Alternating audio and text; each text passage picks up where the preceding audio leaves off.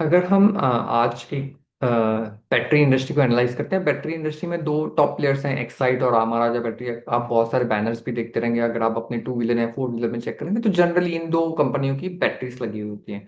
तो पहले हम इनके फंडामेंटल्स देख लेते हैं, फिर हम इनके टेक्निकल्स भी एक बार देख लेंगे कि यहाँ पे क्या अपॉर्चुनिटी है। मैं आप यहाँ पे अगर हम महाराजा बैटरी से स्टार्ट करते हैं, महाराजा बैटरी लगभग 18,000 करोड़ की कंपनी है। उसका करंट मार्केट प्राइस 1,000 चल रहा है और पी 2021 के आसपास ही है। और बुक वैल्यू 403, तो बुक वैल्यू का करंट प्राइस 2.5 टाइम्स के आसपास है। और R O C is also good 16.7, और R O is also good 12.5। तो अगर हम इसका रिजल्ट्स देखते हैं, लास्ट 10 ईयर्स का प्रॉफिट मार्च 14 में ये 3,400 करोड़ था। और ये कंसिस्टेंटली ग्रोइंग बिजनेस है। अगर आप देखोगे तो अभी ये 11,000 करोड़ 12,000 करोड़ के आसपास इसका करंटली रेवेन्यू है। प्रॉफिट भी कंसिस्टेंटली ग्रोइंग है। अगर आप देखोगे तो 900 करोड़ था लास्ट ईयर, अभी 964 करोड़ है। तो रेवेन्यू भी ग्रो हो रहा है, प्रॉफिट भी ग्रो हो रहा है। कंपनी का पी रेशियो भी 2021 के आसपास है। R O C R O is also good. तो अगर हम इसका एक बार टेक्निकल्स भी देख लेते हैं, तो टेक्निकल अगर आप देखोगे तो करंटली ये बहुत नीचे आया है। अगर हम देखें ये कितना नीचे आया है, तो इसने लाइफ टाइम हाई मारा था जुलाई के आसपास लास्ट ईयर। और अभी करंट प्राइस से ही 43-44% डाउन। बिजनेस पे कोई डाउन नहीं है, बिजनेस वहां से ग्रो ही हुआ है, रेवेन्यू भी ग्रो हो रहा है, प्रॉफिट भी ग्रो हो रहे हैं।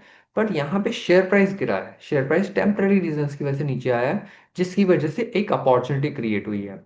तो यहाँ से अगर हम करंट प्राइस से देखें तो ये 75% का इसमें पोटेंशियल दिख रहा है। ये एक साल नहीं, मे बी 2 साल या 3 साल भी अगर लेता है तो बहुत अच्छा एक अपॉर्चुनिटी है। 3 ईयर्स में 75% मतलब 20-25% एक साल का है। 20-25% अगर आपको एक ही शेयर में मिल रहा है तो बहुत अच्छा इसको माना जाता है। और अगर आप इसमें आपको पूरा पोर्टफोलियो इसमें इन्वेस्ट करने की जरूरत नहीं, आप एक 3% या 5% ऑफ पोर्टफोलियो का एक अलोकेशन कर सकते हैं। सिमिलरली अगर हम यहाँ पे एक्साइड इंडस्ट्री भी देख लेते हैं, एक्साइड इंडस्ट्री का भी अगर आप रेवेन्यू देखोगे तो कंसिस्टेंटली ग्रोइंग है, प्रॉफिट देखोगे तो कंसिस्टेंटली ग्रोइंग है। यहाँ पे अगर आप देखोगे तो एक एबनॉर्मल आइटम था 3,700 करोड़ का, अगर आप उसको माइनस करेंगे तो लगभग 700 करोड़ 600-700 करोड़ या 800 करोड़ के आसपास ही आएगा। तो revenue is also growing, profit is also growing. Profit लगभग सेम ही रेंज में, गिरा नहीं है। बट अगर हम यहाँ पे देखेंगे तो प्राइस बहुत नीचे आ चुकी है, 36-37% नीचे आ चुकी है लाइफ टाइम हाई से करंट प्राइस पे।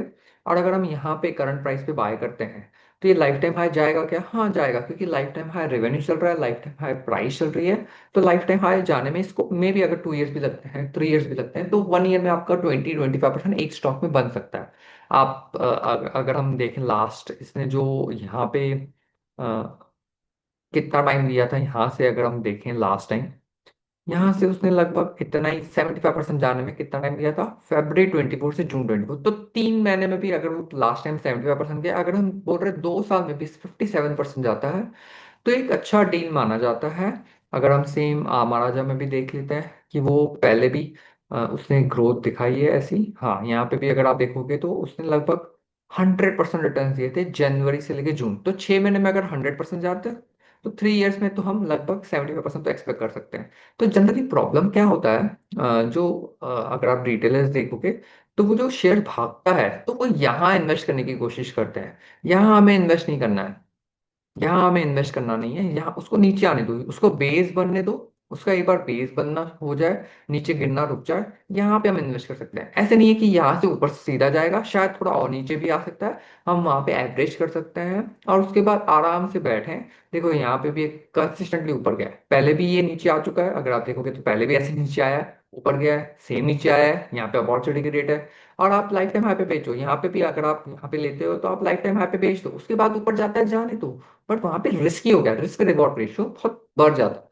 तो हम यहाँ नहीं इन्वेस्ट करेंगे। यहाँ पे अगर आप इन्वेस्ट करते हो इमोशंस के बेसिस पे, भागती हुई चीज को पकड़ रहे हो, तो आप ट्रैप में फंस जाओगे और फिर आप 20-30% लॉस पे बैठे रहोगे एक साल के बाद भी। तो इसमें क्या होता है, इमोशंस के बेसिस पे हमें नहीं ट्रेड करना है। हमें पहले फंडामेंटल्स देखने हैं, हमें उसके बाद टेक्निकल्स देखने हैं, इंडस्ट्री एनालाइज करनी है, और बेस बनने के बाद उसको स्टार्ट करना है इन्वेस्ट करना। 3-5% इन्वेस्ट करो। ये 6 महीने नहीं, एक साल नहीं, 2 साल के बाद, 3 साल के बाद भी अगर आपको 75% रिटर्न देता है तो बहुत अच्छा डील हो सकता है। होप ये आपको हेल्प करेगा। Thank you so much.